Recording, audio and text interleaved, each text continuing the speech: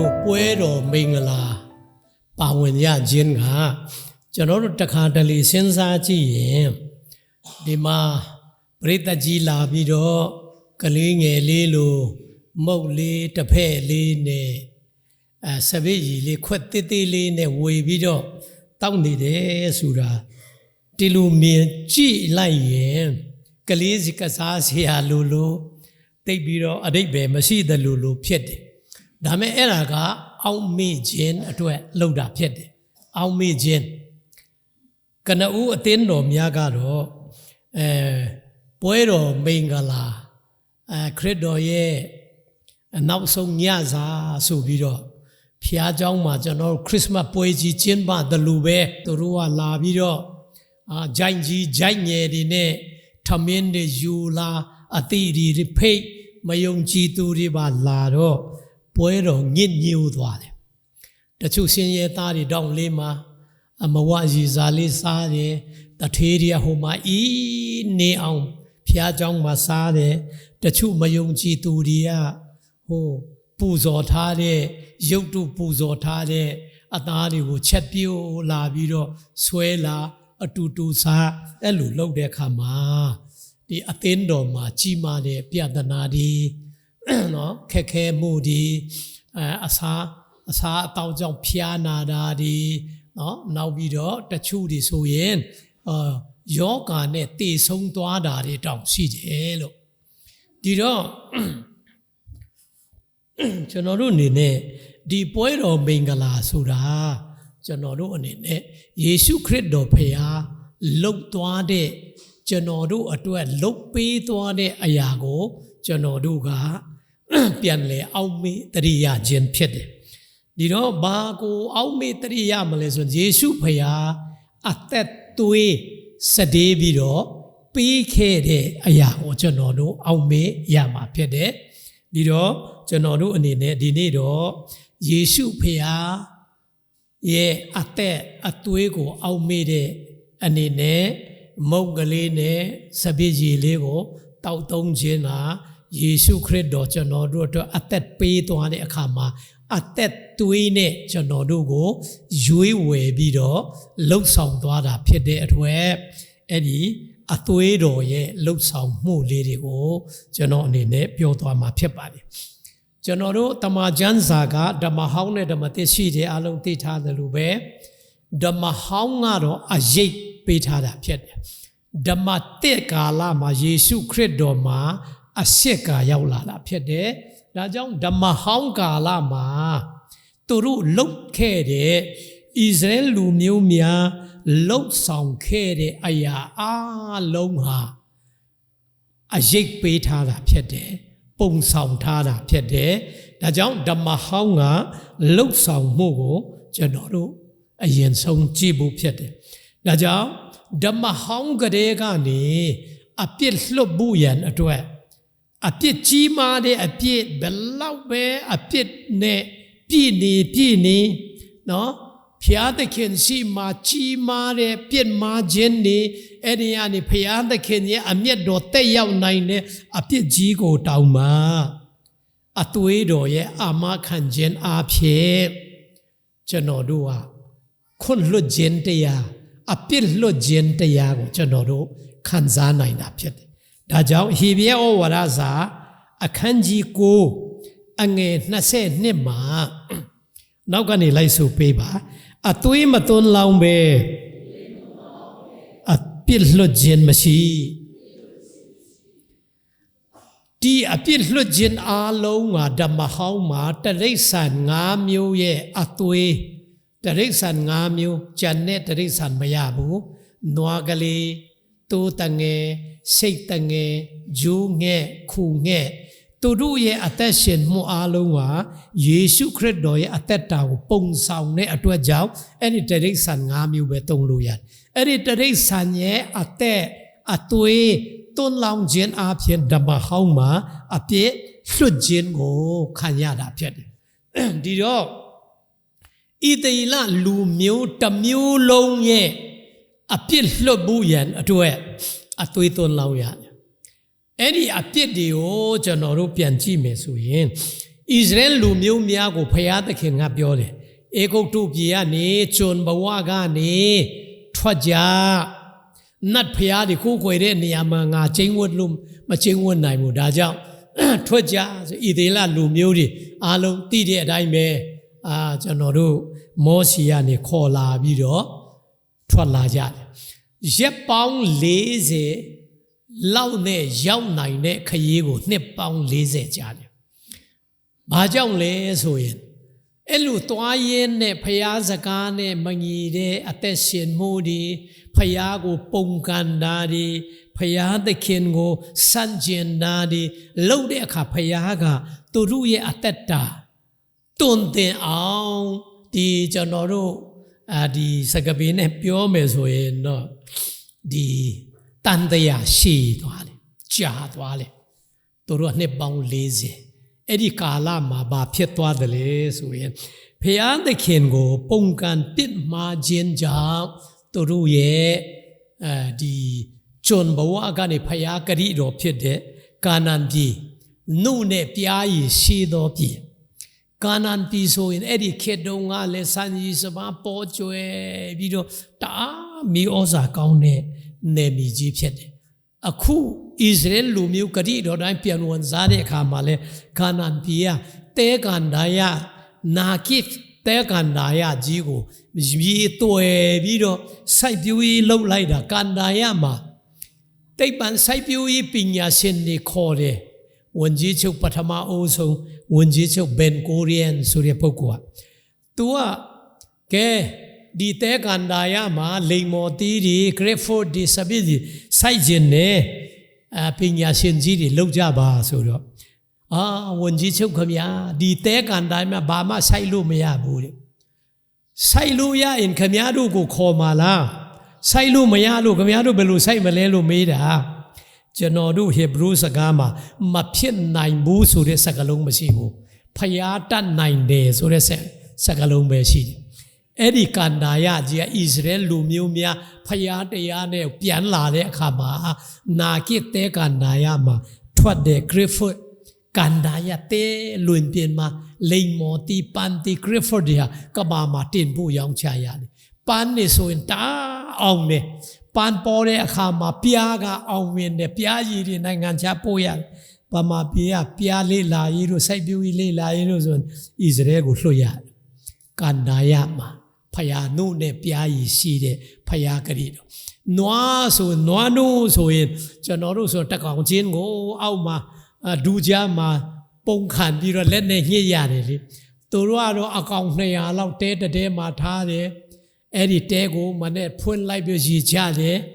စီးပြီးသားဖြစ်သွားတယ်နောက်ချီဒီအားလုံးမြောင်းတဲ့စိုက်ပျိုးရေးနေရာသွားတယ်ဆက်ကလေးနဲ့နုညစ်တဲ့ဆက်ကလေးသွားတတ်ပေးလိုက်တော့ညဲပြီးတော့နုကန်ထဲကိုပို့လိုက်နုစီးနေတယ်နွားနုပူတဲ့ကားတွေကအဲ့ဒီမှာလာဖွင့်ပြီးတော့နွားနုပူတဲ့ကားအမြန်ဆုံးနဲ့လိုက်ပို့ပေးရနုစီးတယ်အဲ့ဒီနေမြေကိုဖယားကဂတိပေးတယ်ဒါပေမဲ့လမ်းမှာသွားရင်းနဲ့ဣသရေလလူမျိုးတွေကဖယားသခင်ကိုစန့်ကျင်တဲ့အပြုတ်အမူတွေအများကြီးလုပ်တဲ့အခါမှာဖယားသခင်ရဲ့အမျက်ဒေါသကိုသူတို့သွားဆွပေးကြတယ်နံပါတ်1ဖယားသခင်ကိုပြစ်မှားခြင်းကဖယားသခင်ရဲ့ထောက်ပတ်ကျွေးမွေးမှုကိုစော်ကားပုံကန်တဲ့အပြစ်ဒီတော့သူတို့တွေကဖျားသခင်စီမှာအေဂုတ်တုပြည်ကနေလူတတန်းနီးပါးလောက်လူထုကြီးတရိတ်ဆန်နေနဲ့အုပ်လိုက်ကြီးထွက်တဲ့အခါမှာနှစ်ပေါင်း40စာရိတ်ခါပဲမှရှာလို့မရဒါမဲ့ပြင်လယ်နေကြော်တာနဲ့ဖျားသခင်ကကောင်းကင်ကနေမုတ်ချပေးတယ်မာနမုတ်တဲ့မာနမုတ်ကျွန်တော်ငငယ်တုန်းကတော့မာနမုတ်ဆိုကျွန်တော်အာယုံထဲမှာဘိမုံလို့အပြားလိုက်ကြီးဖုတ်ကြပြီးတော့သွားကောက်ပြီးတော့တကယ်အဲ့ဒီတခါလေးစားလေထင်တာမဟုတ်ဘူးဗျမနဲ့နှင်းနေကြတဲ့အချိန်မှာနန်ရှိအရွယ်လောက်ရှိတဲ့ဖြူလုံးလေးအဆိလေးတွေကြလာအဲ့ဒါဘာလဲမောရှေအဲ့ဒီအဆိကိုကောက်ကြိတ် ကြုံမုံလို့ဖြစ်သွားတယ်အဲ့ဒါလေးကိုကြိုက်တယ်မုံမုံပဲတလဲလှုပ်ခြင်းလှုပ်မုံပေါင်းလှုပ်ခြင်းလှုပ်အမျိုးမျိုးလှုပ်စားကြတယ်ဒီတော့ဣသရေလတွေကဘာမှမသိဘူးအဲ့ဒီမုံဒါကြောင့်မာနာဆိုတဲ့ဟေဘရုစကားရဲ့အဓိပ္ပာယ်ဘာလဲတဲ့တယောက်နဲ့တယောက်အဲ့ဒါဘာလဲစားမှုပြောတယ်မင်းတို့ဒီမနေ့ဘာစားလဲဘာလဲမသိဘူးစားတယ်အဲ့လိုနဲ့ဘာလဲနဲ့မုံကဘာလဲမုံဖြစ်သွားတာနော်ဒီတော့အဲ့ဒီမုံကိုဖယားကအတီးလဲမဟုတ်အရှိအဆန်လဲမဟုတ်ဥလဲမဟုတ်ပုံထားတဲ့ဟာလဲမဟုတ်ဘယ်ကမှမသိပဲနဲ့ဖယားကလူတတန်းလောက်ကြီးကိုနေ့တိုင်းဖယားကကြွေမွေးတယ်သူတို့တတ်ချတဲ့တဲပတ်ဝန်းကျင်မှာဖြူဖွေးနေအောင်ကြဖယားကပြောတယ်ငါဟာတဲ့မင်းတို့ကိုထောက်ပံ့ကြွေးမွေးတဲ့ဖယားဖြစ်တယ်ဒါကြောင့်မပူနဲ့နဲ့ပြန်အတွက်မပူနဲ့ငါတာဝန်ယူတယ်ဒါကြောင့်မနာမုံကိုတွားကောက်သိမ်းရင်လူတယောက်တော်မဲကျွန်တော်တို့အတိအလွယ်အောင်လူတယောက်တရက်စာနှုတ်စီတဘူးပဲကောက်တယောက်နှုတ်စီတဘူးပူမကောက်နဲ့တချို့ကတော့ငါတို့ကအစားကြီးတယ်ကလေးတွေကတက်တယ်အမျိုးမျိုးပြောအကြောင်းပြပြီးတော့ဖယားတဘူးပဲကောက်ဆိုတော့နှစ်ဘူးသုံးဘူးကောက်ဒါမဲ့နှစ်ဘူးသုံးဘူးကောက်တဲ့လူကနောက်နေ့မခံဘူးအကုန်လုံးပူထိုးပြီးတော့လောက်ကောင်ဖြစ်ကုန်စားလို့မရဒီတော့မကောက်နဲ့ဆိုမနေ့ကကောက်တာငါမကောင်းတဲ့ဟာအပုတ်တွေပါတယ်ထင်တယ်ပြန်ကောက်ပြန်ပြီးပူကောက်ပြန်ပြီးပုတ်ပြန်ပြီးအဲ့လိုနဲ့6ရက်နေ့ရောက်တဲ့အခါမှာနဲ့ပြန်ကဥပုပ်နေ့ဖြစ်တယ်ဒါကြောင့်ဥပုပ်နေ့မှာအလုပ်မလုပ်ရဘူးဖယားပဲကိုကိုရမယ်ဒါကြောင့်6ရက်နေ့မှာဒီမနေ့မှာနှစ်ဘူးစီကောက်ပါတဘူးထဲမကောက်နဲ့နှစ်ဘူးကောက်ဖယားကနဲ့ပြန်အတွက်ပါလောက်အောင်ကောက်ဥပုပ်နေ့မှာအဲ့ဒါအခန်းတင်စားလို့ရတချို့ကယူတာသမားတွေကောက်တယ်ဗျကောက်တယ်နှစ်ဘူးဖယားကနှစ်ဘူးပြောတယ်တချို့ကြတော့မဟုတ်ဘူးမဲကောက်မနေနဲ့ငါတပတ်လုံးငါဆန်းပြီးပြီတေးလေးကောက်လဲလောက်တက်တာပဲအကြီးကောက်လဲပုတ်တာပဲငါကိုတွေးကောက်မနေနဲ့ငါတော့မကောက်ဘူးယူသားသမားတွေကောက်တယ်သူတို့ကမကောက်ကဲဥပုံလေးရောက်တော့တောင်းကြီးတောင်းငယ်တွေနဲ့သွားပြီးတော့သွားကောက်မယ်ဆိုမကြလာတော့စောသေးလို့ထင်နေစောင့်နေမလာဘူးစားချိန်ရောက်တဲ့အထိမကြလာတဲ့အခါမှာကိုမလောက်တာတဘူးပဲကောက်ပါပြောတော့နှစ်ဘူးကောက်တဲ့အဖွဲအခုတော့နှစ်ဘူးကောက်လိုက်ဆိုမကောက်တော့ပုတ်မှာဒါကြောင့်တဘူးပဲဆိုတဲ့လုံနေတဲ့လူတွေကစားစရာမရှိတော့ဘာလုံလဲဖယားပဲအပြစ်တင်တယ်ဖယားတခင်ကဘယ်လိုလဲကျွေးမယ်ဆိုနဲ့ပြန်မစိုးရိမ်နဲ့ဆိုကြည်ငါတို့ကနှစ်ဘူးကောက်တော့လဲပုတ်တာပဲအခုတော့တဘူးကောက်တော့လဲနှစ်ဘူးကောက်ပြန်ကောက်ပြောပြန်ပြီဖယားကိုအမျိုးဆော်ကားနောက်ပြီးတော့ကြာလာတဲ့အခါမှာဖယားကိုပြောကြအဲ့ဒီမာနမုံကြီးပဲစားတော့ဒီဖယားကလည်းဘာလို့ဒီမှာခေါ်လာတာလဲစားစရာဟင်းကောင်းလည်းမရှိကြည်အဲ့ဒီလိုပေါ့ပြက်အရတာမရှိတဲ့မာနမုံပဲနေ့တိုင်းစားတဲ့ဇွန်နေကဲသူတို့လုံစားလဲမဟုတ်သူတို့ရှာဖွေလို့လဲမဟုတ်ဖယားကလူတလောက်ကြီးကိုဘယ်ကမှမသိပဲနဲ့နာမည်တောင်မသိပဲနဲ့မာနလို့ခေါ်ရလောက်အောင်ကျွေးမွေးတဲ့ဖယားကိုဖယားကျွေးတဲ့အစားအစာကိုပေါ့ပြက်အရတာမရှိဘူးဖယားကလည်းဘယ်လူလဲမသိဘူးနောက်ဆုံးတော့ဖယားကအမျက်ထွက်သွားမောရှိအာရုံကိုဆွေဦးတအုပ်လောက်ခိုင်းလိုက်အဲ့ဒီထဲမှာဥထဲမှာအဲ့ဒီမာနမုံတအော်မဲတဘူးထဲလိုက်အဲ့ဒါကိုတဲတော်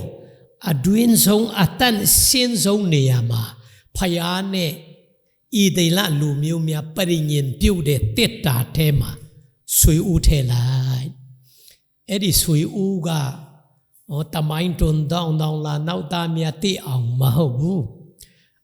ဖယားကျွေးမွေးတဲ့အမတ်တရားလေးမဟုတ်ဘူးဖယားရဲ့အမျက်တော်တိမ်ထားတာဖယားကိုအစာအသောက်မှာစော်ကားတဲ့လူတွေ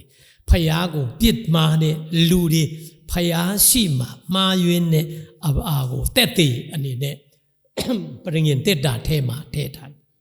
အဲ့ဒါပထမပြစ်မှားချက်ဒုတိယဖယားကသူ့ရဲ့အမှုတော်ဆောင်အနေနဲ့လေဝိလူမျိုးတွေကိုရွေးတယ်လေဝိထဲမှာအာရုံရဲ့အမျိုးလေဝိအမျိုးကိုယစ်ပရောဟိတ်အခုခေတ်ဆိုတင်းအုပ်ဆရာပေါ့အမှုတော်ဆောင်ပေါ့ရွေးထားတယ်ဒီတော့တော်တဲ့ထက်တဲ့တတ်ဆွမ်းနိုင်တဲ့ဒါသန်တို့ကောရာတို့အဘိရန်တို့ကမောရှိနဲ့အာရုံကိုပြောတယ်မောရှိအာရုံမင်းတို့ကဖယားအလုပ်ဆိုမင်းတို့ပဲလုပ်နေတာငါတို့လည်းလုံနိုင်တယ်မင်းတို့ပဲလုံနိုင်တာမဟုတ်ဘူးငါတို့လည်းလုံနိုင်တယ်ကွာငါတို့ခိုင်းကြည့်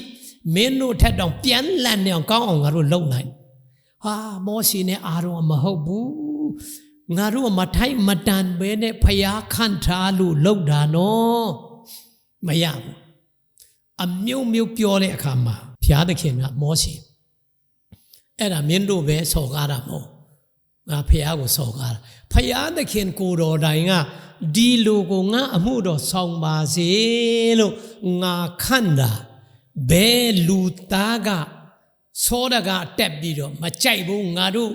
တတ်နိုင်တယ်ဖယားမခန့်ပဲနဲ့ကိုဟာကိုတတ်နိုင်တယ်စွမ်းနိုင်တယ်လုံနိုင်တယ်လုံတဲ့လူဘယ်သူလဲဒါကြောင့်ဣသရေလလူမျိုး12နွယ်ရဲ့ခေါင်းဆောင်တွေကဣသရေလလူမျိုးတို့ခေါင်းဆောင်တွေတောင်ဝေးရှိတယ်အဲ့ဒီခေါင်းဆောင်တွေရဲ့တောင်ဝေးမှာခေါင်းဆောင်ရဲ့နာမည်ရေးပါဣသရေလလူမျိုး12နွယ်ရဲ့တောင်ဝေးမှာနာမည်ရေးပြီးတော့လေဝိအမျိုးအာရုံရဲ့တောင်ဝေးမှာအာရုံဆိုရေးထားပြီးတော့အတန့်ရှင်းဆုံးနေရာတဲတော်ရဲ့လူဘသူမှဝင်လို့မရတဲ့အတန့်ရှင်းဆုံးနေရာမှာတောင်ဝေး12ကျောင်းကိုတွားထားတယ်တွားထားပြီးတော့တညာလုံးမောစီနဲ့အာရုံကဖျားရှိမှဆုတောင်းမနဲ့မိုးလင်းတွားကြည့်တဲ့အခါကြံတဲ့12ချောင်းကဘာမှမဖြစ်ဘူးအာရုံရဲ့လှန်တန်ကြတော့နော်ဒီတောလေရကျန်18အငယ်6ကြည့်ရင်အာရုံရဲ့လှန်တန်ဒီအရွက်ထွက်လျက်ငုံလျက်ပွင့်လျက်ရှိ၏ဘာတန်ပြင်ကနေလှုပ်တဲ့တောင်ဝေးဟာအရွက်တွေထွက်တယ်ရွက်နှုတ်တွေပေါက်တယ်အညုတ်တွေထွက်တယ်ဖူးငုံပြီးတော့နေတယ်ကဲကြည့်ပါတောင်ဝေး6တွေ့နေတဲ့တောင်ဝေးဒုက္ခဟာအရွက်ပြန်ပေါက်ပြီးအတီးတီးနိုင်တယ်ဖယားငါရွေးတာဒါကြောင့်ဖယား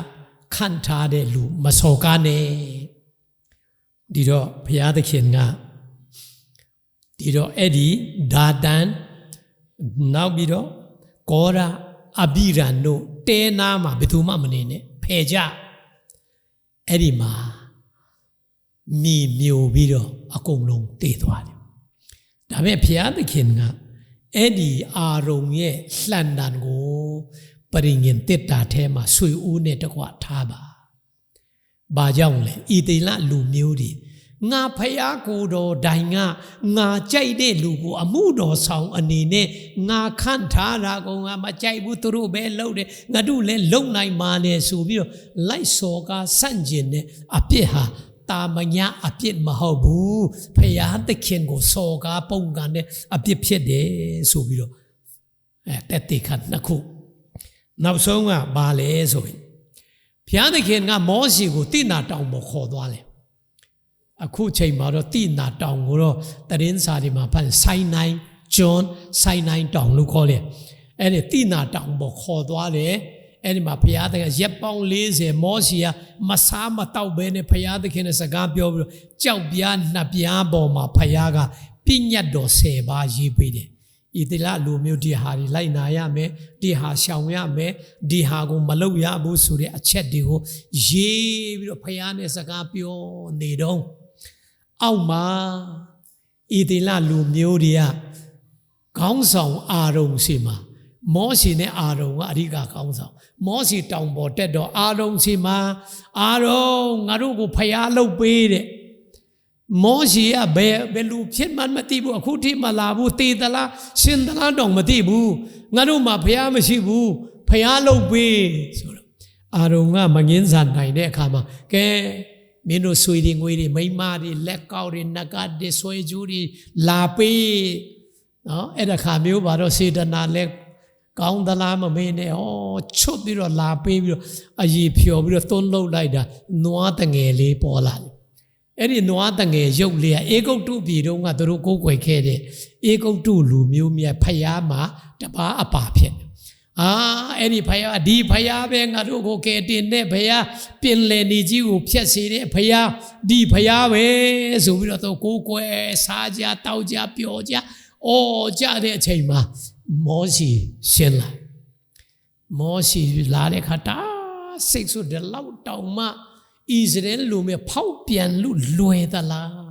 ရစ်ပေါင်း40လေးပဲရှိတယ်ဘာဖြစ်လို့ဒီလိုဖောက်ပြန်နိုင်ကြတာလဲ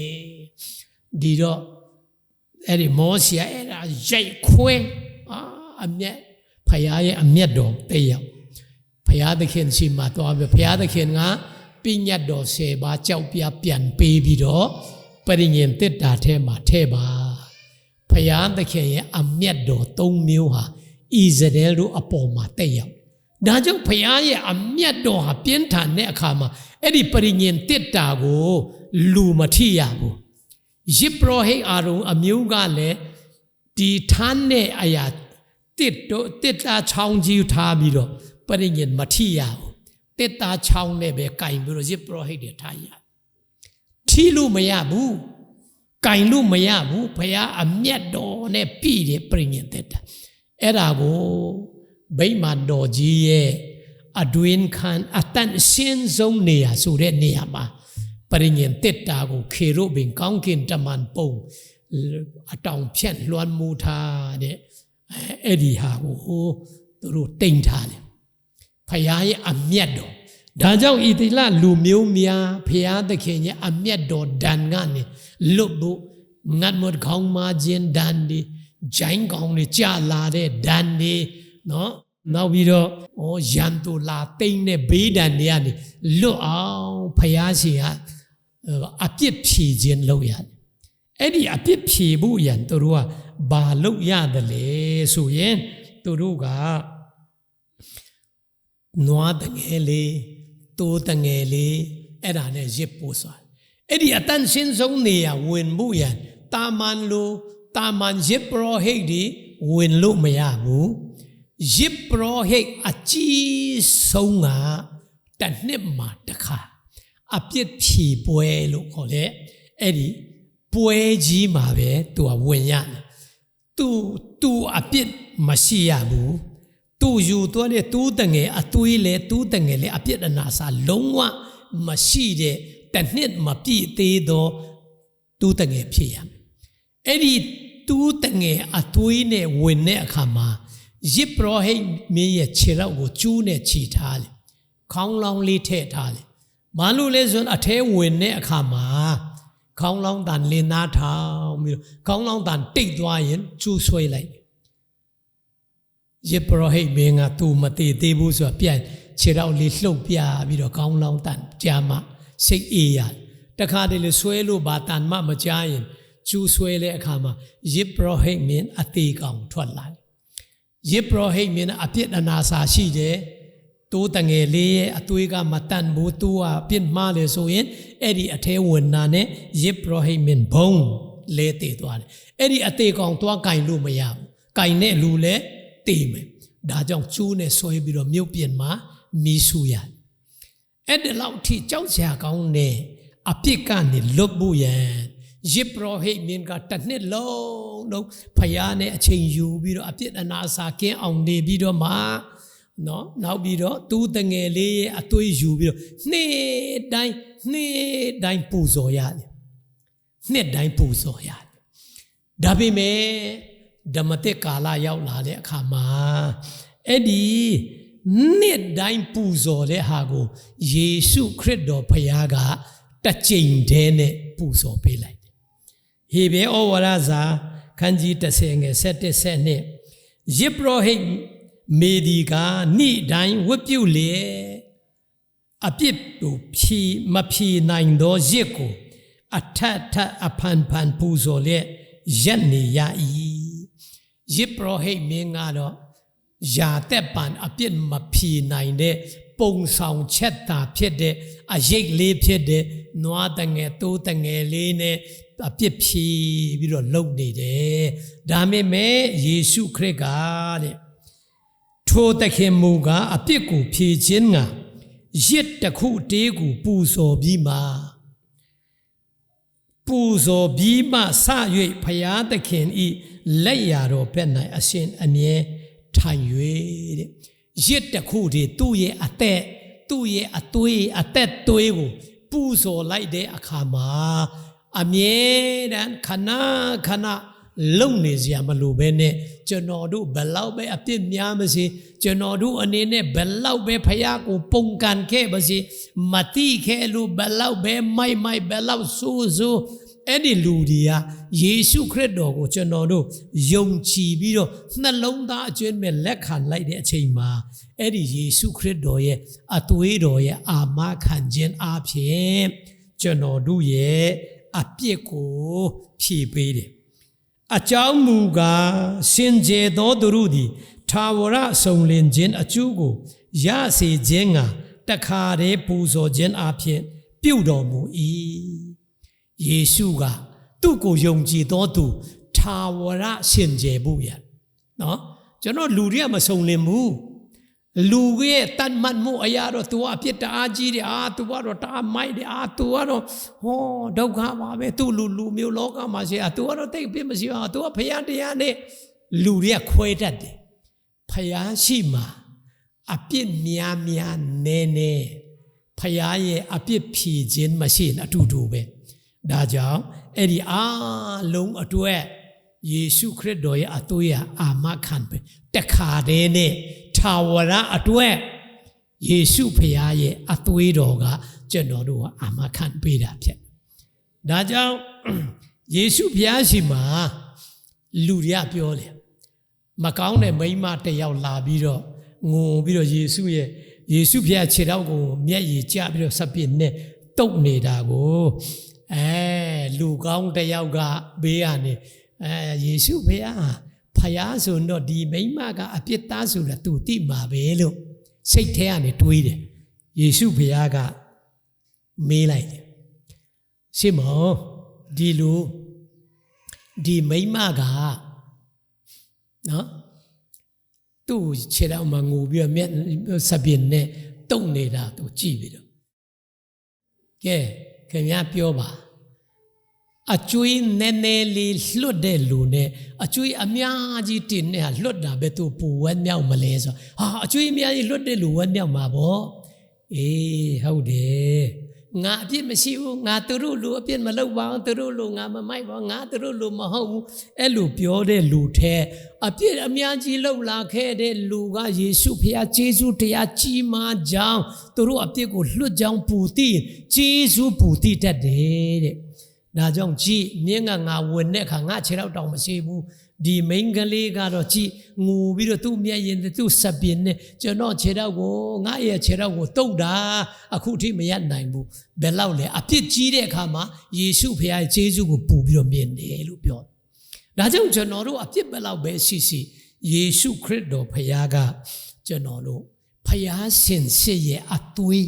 အသက်သွေးရဲ့အာမခံခြင်းအဖြစ်ကျွန်တော်တို့ဒီဓမ္မဟောင်းကတူးတငယ်လေးအသွေးအဖြစ်အပြစ်အနာစာလုံးဝမရှိတဲ့တူးတငယ်လေးအသွေးအဖြစ်အာမသွားခံပေးလိုက်တဲ့အဖြစ်ဣသရေလလူမျိုးများအပြစ်ဘယ်လောက်များဖယားကိုဘယ်လောက်ပဲပုံကန်ဖယားရဲ့အပြစ်ကနေလွတ်တယ်လို့ပဲဓမ္မတက်ကာလမှာတကယ်အရှိယေရှုခရစ်တော်အသက်သွေးပေးပြီးတော့ကျွန်တော်တို့ကယ်တင်ခြင်းဟာကျွန်တော်တို့ပြင်မာခဲ့သမျှကျွန်တော်တို့မှာမတိခင်နှုံးကလှုပ်လေသမျှတခါတလေကိုတောင်အော်တမစိတ်မကြည့်ဘူးကိုအသက်တာတောင်ပြန်ကြည့်ရင်ကိုတောင်မကြိုက်ဘူးနော် တချို့လည်းရှိမှာပါကိုယ့်ရဲ့အသက်ရှင်ခဲ့တဲ့အရင်တုန်းကပြန်စဉ်းစားရင်တော့ပြန်နောက်ဆုတ်လို့ရနဲ့အဲ့ဒါပြန်ရှောင်ပြီးတော့မှပြန်လှုပ်ခြင်းနဲ့စိတ်တောင်ပေါ်လာတယ်လေလူတွေကကျွန်တော်အဲ့လူကိုတောင်မကြိုက်လောက်အောင်အပြစ်ရှိတဲ့လူတွေပါလူသားလေဖယားရှိမပြောနဲ့ဒါပေမဲ့ဖယားကအပြစ်ရှိတဲ့လူပါပြောလေဖျားနာတဲ့လူကစေသမားအလူရှိတယ်တဲ့ကျမ်းမာတဲ့လူတွေကဆရာဝန်စီမသွားဘူးလေဖျားနာတဲ့လူပဲသွားလာအဲ့လူပဲကျွန်တော်တို့အပြစ်ရှိတဲ့လူတွေနော်အကုသိုလ်နဲ့ပြည့်နေတဲ့လူတွေမတရားမှုနဲ့ပြည့်နေတဲ့လူတွေဟာယေရှုရဲ့အသက်သွေးစတေးကယ်တင်ခြင်းဟာကျွန်တော်တို့အတွက်သိပြီးတော့တန်ဖိုးမဖြတ်တဲ့မွန်မြတ်တဲ့အရာဖြစ်တယ်။ဒါကြောင့်အဲ့ဒါကိုကျွန်တော်တို့ကဖယားကအဲ့တလောက်ထိတောင်မှကျွန်တော်တို့ကိုအပြစ်လွတ်တယ်နော်တချို့ဆိုရင်ကိုယ်ဇနီးတဲ့ကိုယောက်ျားကတောင်မှကိုလုပ်တဲ့အရာအကုန်သိလုံးဝခွတ်မလွတ်နိုင်လောက်တဲ့အပြစ်ကျူးလွန်မိတဲ့လူတွေရှိတယ်မိဘကသားသမီးမိဘလုံးဝအပြစ်မလွတ်နိုင်တဲ့အပြစ်ဒီကျွန်တော်တို့လှုပ်လာခဲ့တာပါကျွန်တော်တို့အနေနဲ့လူရှိမှတော့လူတွေကကောင်းမွန်လေးနဲ့လေးစားဆက်ဆံကိုယ့်ရဲ့အဖြစ်မှန်တာမြင်လိုက်ရင်ချက်ချင်းပဲမျက်နှာချိုးပြောင်းလို့စထွေးပြရတဲ့လူမျိုးလားငါမတိလိုက်ဘူးဒီလူကောင်းမျိုးလားဆိုပြီးတော့ချက်ချင်းမဲ့ရွေ့ထွက်သွားလောက်တဲ့ကျွန်တော်တို့ရဲ့အခြေအနေပါအဲ့ဒါတွေအားလုံးကိုယေရှုခရစ်တော်ဖခင်ကအသက်သွေးနဲ့အမခံလိုက်တယ်ကဲလူလောက်တာမဟုတ်ဖခင်ကိုယ်တော်တိုင်လောက်တာဖြစ်တယ်ဒီတော့ဖခင်ယေရှုဖခင်ကတရားပဲချပေးတာမဟုတ်ဘူးမင်းတို့ဒီလိုနေမှာပြည့်ညတ်တော်10ပါးပဲပေးတာမဟုတ်ဘူးသူ့ကိုယ်တိုင်ကြွလာပြီးတော့အသက်နဲ့အသွေးစတေးပြီးတော့မှကျွန်တော်တို့ကိုအာမခံပေးတာဖြစ်တယ်အဲ့ဒီယေရှုဖခင်ရဲ့အသက်သွေးစတေးခြင်းကကျွန်တော်တို့အတွက်အပြစ်အားလုံးလွတ်တယ်ဖခင်ရှိမှကျွန်တော်တို့ဖြောင့်မတ်တော်သူအနေနဲ့ဖခင်လက်ခံနေအရင်တုန်းကတော့ဖယားရှိမှဖယားအမျက်တော်ထွက်ပြီးတော့ဒီလိုတွေနော်ချက်ချင်းဖယားအရေးယူလောက်တဲ့အဖြစ်ရှိပေမဲ့ယေရှုအသွေးတော်အသက်တော်အာမခံခြင်းကိုတွေ့တဲ့အခါမှာကျွန်တော်တို့ဖယားသခင်ကငါသားငါသမီးလေးတအားကျကိုယ့်ရဲ့တူတေးတော်သားတူတေးတော်သမီးလေးငယ်တော့ချစ်စရာလေးချစ်မဝကြည်မဝဖက်မဝနန်းမဝတဲ့ကလေးလေးကိုချစ်တယ်လို့မျိုးဖျားရှိမှာယေရှုအသက်သွေးကြောင့်ကျွန်တော်တို့အချစ်ခံတော်သူတွေဖြစ်သွားတယ်။ဖျားသခင်ရဲ့နှလုံးသားတွေဖြစ်သွားတယ်။ဖျားသခင်ရဲ့ဘယ်လူမှအပြစ်မတင်ရက်တော့တဲ့သားသမီးတွေဖြစ်သွားတယ်။ဒါကြောင့်ယေရှုဖျားရဲ့အသက်သွေးအာမခံခြင်းအပြင်အဲ့ဒီယေရှုဖခင်ရဲ့အာမခံခြင်းကဂါလန်46:4မှာပြောလဲဆိုရင်မြစ်တစ်မြစ်ရှိသေး၏တဲ့ထိုမြစ်ရည်သည်စီး၍အမြင့်ဆုံးသောဘုရားသခင်ကျင့်ဝတ်တော်မူရာတန်ရှင်းသောမြို့တော်ကိုဆွင်လန်းစေတည်းယေရှုခရစ်တော်ရဲ့အသက်အသွေးနဲ့အာမခံလိုက်တဲ့အရာကိုမြစ်ရည်နဲ့နှိုင်းတာအဲ့ဒီယေရှုဖခင်ရဲ့အသက်သူ့ရဲ့အာမခံခြင်းအပြင်ကောင်းကင်ဘုံမှာဆွင်လန်းသွားပြီးတော့ဟေရှာယ44:22မှာတော့တင်တို့အပြစ်သည်တိမ်တိုက်ခဲ့သို့၎င်းတင်တို့ဒုစရိုက်သည်တိမ်လွှာခဲ့သို့၎င်းငါချေပြီတဲ့ငါထံသို့လာကြလော့တင်တို့ကိုငါရွေးကောက်ပြီတဲ့အတိတ်ပဲဖယားရဲ့နှလုံးသားမှာကျွန်တော်တို့အပြစ်ကမောင်မဲပြီးတော့မှမိုးသားတိမ်လိတ်တွေမဲမောင်နေတဲ့ကောင်းကင်ကြီးကိုလေတိုက်ပြီးတော့ရှင်းသွားတယ်လို့ပဲကျွန်တော်တို့အပေါ်မှာဖျားမြင်နေတဲ့အပြစ်မြင်နေတဲ့နှလုံးသားဟာယေရှုဖျားရဲ့အသက်သွေးနဲ့အာမခံခြင်းအပြင်ရှင်းပြီးတော့မှကျွန်တော်တို့ဟာဖျားသခင်ရဲ့အခြေဒါကြောင့်ငါမချစ်တဲ့လူကိုအချစ်လို့ခေါ်မယ်တဲ့နော်ငါလူမျိုးမဟုတ်တဲ့လူကိုငါလူတွေလို့ခေါ်မယ်တဲ့ အဲ့ဒါကိုကျွန်တော်တို့အနေနဲ့ယေရှုတော်လို့ခေါ်တယ်ဒါကြောင့်ယေရှုခရစ်တော်အာမခံခြင်းအပြင်ကျွန်တော်တို့ရဲ့အပြစ်ကိုလွတ်တဲ့အတွက်ကျွန်တော်တို့ဟာလူအမြင်ကိုယ်အသက်တာအကျင့်လုံဆောင်မှုမတန်ရှင်းမဖြောင့်မတ်ပေမဲ့ဖခင်ကဖြောင့်မတ်တော်သူ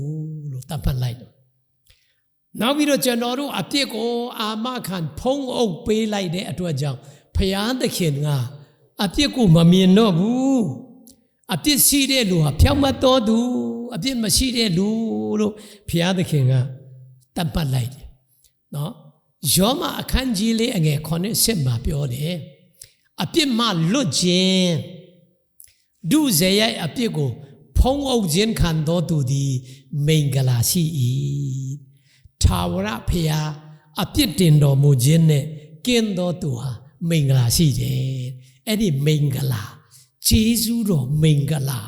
ဘာနဲ့မှမရဘူးเนาะတရားကျင့်လို့လည်းမရလှူဒန်းလို့လည်းမရဘူးเนาะကျွန်တော်တို့ရဲ့ကောင်းအောင်နေလို့လည်းမရဘူးအစာမစားပဲရက်ပေါင်း40မစားမတော့